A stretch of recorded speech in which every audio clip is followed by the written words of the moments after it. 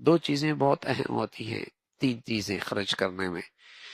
ایک تو یہ اس کا اپنا لقمہ حلال کتنا ہے، اس میں حلال کتنا ہے، دوسرا اخلاص کتنا ہے، اور تیسری چیز مصرف کتنا بڑھیا ہے۔ ان تینوں چیزوں کو رعایت رکھنے سے پھر 1 روپیہ نہیں رہتا، 1 لاکھ 1 لاکھ نہیں رہتا، پھر آدمی اس کو سوچ نہیں سکتا کہ اللہ اس کا اجر و ثواب کتنا بڑھا دے۔ اخلاص کتنا بڑھیا ہے، لقمہ حلال کتنا، اس لیے کہ حرام مال اس کے خرچ کرنے کا ثواب کوئی نہیں۔ وبال کا تو ڈر ہے، وبال ہو جائے گا، کہ حرام کو خرچ کر کے ثواب کی امید رکھ رہا ہے، وبال کا ڈر ہے۔ لیکن حلال حرام خرچ کرے گا، چاہے کروڑوں روپے خرچ کر دے، خیرات کر رہا ہے، صدقے کر رہا ہے، ہسپتال بنا رہا ہے، مسجدیں بنا رہا ہے، کروڑوں خرچ کر، حرام کر رہا ہے، گناہ کا خطرہ ہے۔ حلال، حلال کی قیمت ہے۔ دیکھو بیج مریل ہو نا، کتنی زمین زرخیز ہو، مریل بیج اس سے کچھ نہیں اگتا، اور چاہے وہ بوریوں کے بوریاں زمین پہ ڈال دے، اس سے تو کیڑا لگا ہوا ہے، اس بیج میں تو کیڑا لگا ہوا ہے، اس نے کیا پھل دینا ہے۔ بیج ٹھیک ہو، بیج ٹھیک ہو، اخلاص ہو، اخلاص ہو، اللہ کو راضی کرنے کا جذبہ ہو۔ ایک عرصہ ہوا میرے عزیزو، مسلمانوں کے ہاں سے اسلام کا جو ماحول ہے وہ نکلتا چلا جا رہا، ماحول نہیں رہا، اور جب اسلام کا ماحول نہ رہا تو اسلام کا تصور بھی مٹتا چلا جا رہا۔ چند نابینے تھے، نبینے، انہوں نے چاہا کہ ہم ہاتھی کا سراپا معلوم کریں، ہاتھی کا سراپا معلوم کریں۔ ایک نے ہاتھی کی طرف ہاتھ بڑھایا تو اس کی سونڈ پہ اس کا ہاتھ پڑا،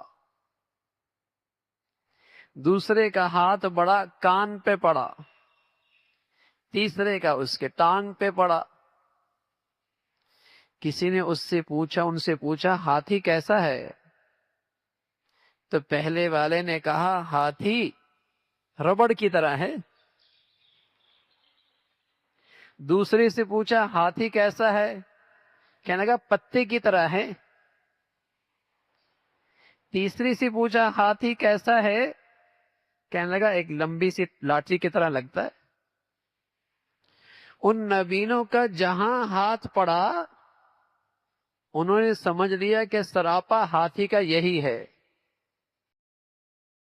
تو کیا خوش نصیب ہیں وہ زندگیاں اور وہ گھرانے اور جگہ جہاں اللہ کے فرشتے اکٹھے ہوتے ہیں، قرآن سن رہے ہوتے ہیں۔ کتنی برکتیں ہوتی ہیں ان گھروں میں،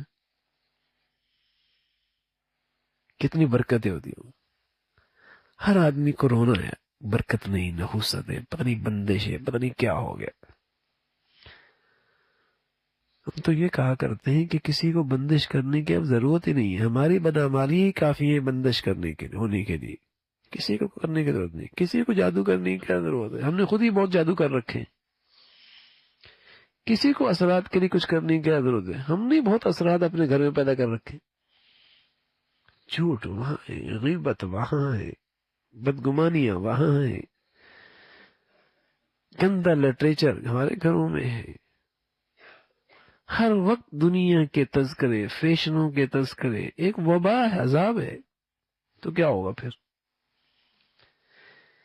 تلاوت کا ماحول ہوتا تھا مسلمانوں کے گھروں میں، نیکی کا ماحول ہوتا تھا، خیر کے تذکرے ہوتے تھے، آخرت کی باتیں ہوتی تھیں، چھوٹے بڑے بوڑھے اس تذکروں میں مشغول ہوتے تھے، ایک سکون ہوتا تھا، مزہ آتا تھا گھر میں، سکون۔